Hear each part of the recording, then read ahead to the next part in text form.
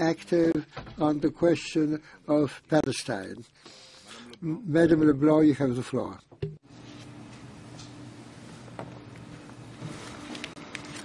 Thank you, Chairman of the Committee on the Rise of the Inalienable Rights of the Palestinian People, Mr. Amadou Salam Diallo, Ambassador Mansour, ambassadors, all, and friends.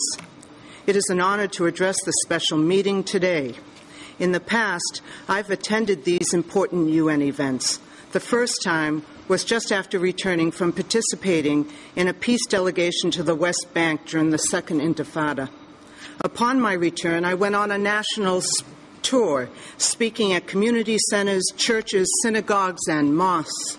It is with sadness that I say that I could give nearly the same speech today as then about the cruel, inhumane realities of the Israeli occupation and the stalled political negotiations. As a member of the National Steering Committee of the U.S. campaign to end the Israeli occupation and organizer for Peace Action, the largest peace organization in the U.S., I am mindful of the opportunities and the challenges we face in a world with many conflicts, inequalities, and pressures to undermine international institutions and law. The International Day of Solidarity is a moment to examine the opportunities and the challenges in the fight for the implementation of all relevant UN resolutions, including the right of return for economic and social rights for Palestinian refugees, return to the 1967 borders, and against U.S. military aid to the Israeli occupation. To paraphrase Richard Falk, the UN rapporteur on human rights in the Israeli-occupied territories of Palestine, the daunting challenge we confront is the prolonged occupation combined with the expansion of the settlements now amounts to de facto annexation. The prospects for a comprehensive and just peace are precarious in a moment when there is growing consensus in support of a two-state solution. The only path forward is negotiations based on international law and all relevant UN resolutions. No great social change, resolution of international crisis, or just solution has happened without civil society being engaged and organized for justice. The opportunity and challenge we have as civil society organizations today is to mobilize international public opinion to help break the deadlock of more than 60 years of occupation.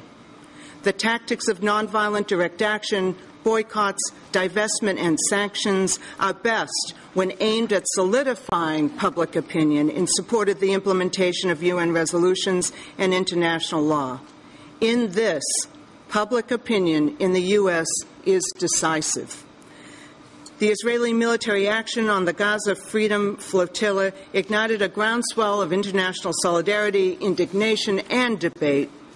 As a result, the international movement in support of the call for boycott, divestment, and sanctions issued by Palestinian civil society continues to grow, but U.S. public opinion and official policy remains the biggest barrier to effecting change in the conflict.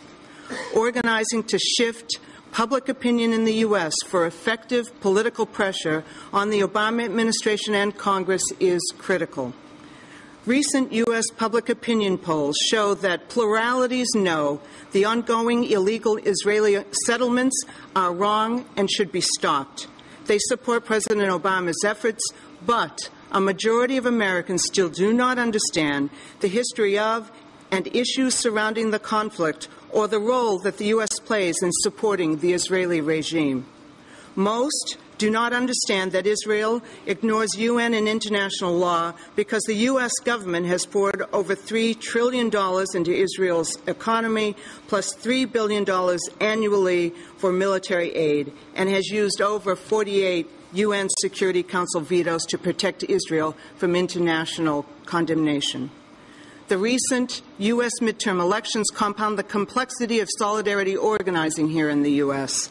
Now, two-thirds of registered Democrats are opposed to Israeli policies, compared to two-thirds of registered Republicans who support Israeli policies at all costs. This is not new It existed under the Clinton and Bush administrations.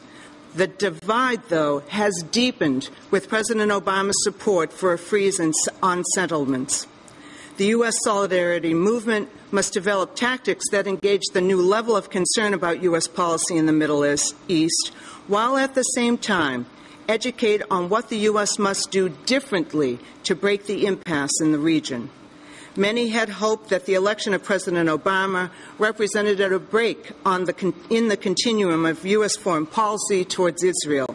The reality is that the U.S. continues to interfere with the UN Charter-mandated diplomatic role of the UN and implementation of resolutions such as the Goldstone Report, all due to politically driven domestic pressures.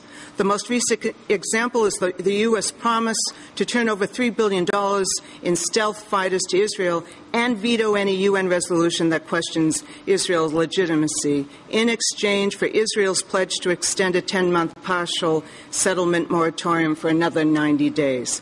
The cold reality is that the powerful, moneyed, pro-Israel lobby remains one of the strongest influences on U.S. foreign policy. On this International Day of Solidarity, we must recommit to organizing civil society. The powerful pro-Israel lobby's influence on U.S. policy will only be challenged by internationally organized, sustained civil society pressure. The most critical component of that movement must be organized in the U.S. The U.S. Solidarity Movement must creatively organize actions and campaigns that capture the hearts and minds of the American people. There are new and important examples towards this end. In California, member groups of the U.S. campaign to end the Israeli occupation successfully campaigned to place a referendum on the statewide ballot in the next elections. It calls on the state to divest teacher and student workers' retirement pension funds from companies that profit from the Israeli occupation. Nationally, churches and civic groups are increasingly debating divestment from companies that do business with Israel, that sell weapons to Israel, or that provide them bulldozers for the demolition of houses. In the last few weeks, international pressures are making it difficult for the U.S. government to send previously promised Caterpillar tractors, long a target for boycott organizing since the killing of Rachel Corrie. Frustration over UN and U.S. failures continues to compel organizing for more humanitarian efforts by U.S. citizens and others to break the cruel and inhumane blockade of the people of Gaza. The boycott, divestment, and sanctions campaigns all over the world are having a real impact on Israel. They say that this so-called delegitimization project is more dangerous to their security than the violence on the part of Palestinian resistance. These are all important developments, but civil society alone will not end the occupation of Palestine. The United Nations must continue to challenge the unilateral role of the U.S. government in the region. It must resist attempts to circumvent international law. The UN's various bodies and institutions remain critical to revealing the truth about the Israeli occupation and the plight of the Palestinian people, while creating a framework for the long-term resolution of the conflict. The UN is where international public opinion can be registered and international law revived. The UN is the standard by which we judge the actions of our own governments. The irony of this statement is not lost today in the wake of the WikiLeaks. Our roadmap for reversing the damage of the Gaza blockade, removing the apartheid wall, and ending the occupation as a whole must combine the moral authority of the UN with the collaboration of our own governments and the grassroots reach of only through the harnessing of all of these forces, the UN, our governments, and civil society can right overcome might in Israel and Palestine. Will rule of international law be the norm rather than the exception in the Middle East? Can we put an end to the threat of nuclear proliferation in the region? Will we realize the full implementation of all relevant UN resolutions? I thank the committee for providing the opportunity for civil society voices to be raised in support of justice for the Palestinian people. Our cause is just, our task is urgent. Thank you.